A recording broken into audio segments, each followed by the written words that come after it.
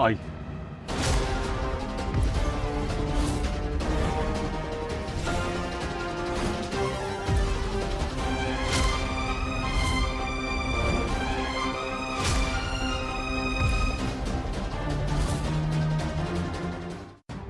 सूर्या, मला माहिती आहे की तुला हे खूप अवघड जाणार आहे, पण आज आईवरचा राग विसरून तू बोल बिनधास्त.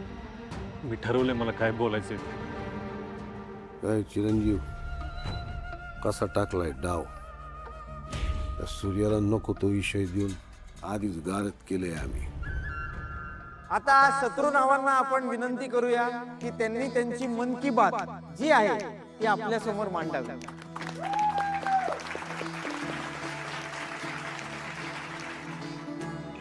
आमचा विषय संसार. संसार म्हणजे संसार असतो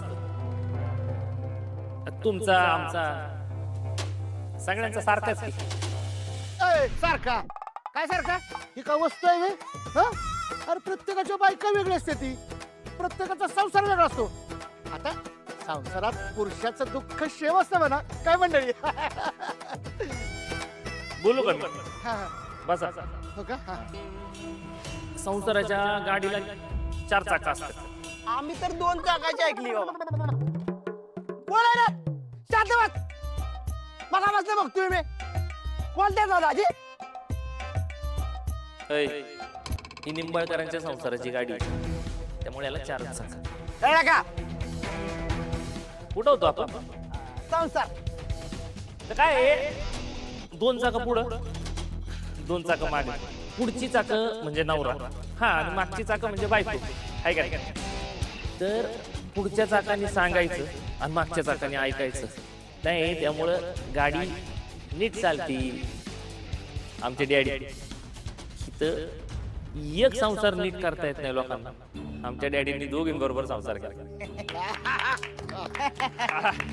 अजून करतायत सुखानी. अजून काय पाहिजे? नवरा बायकोनी संसार फुलवायचा असतं.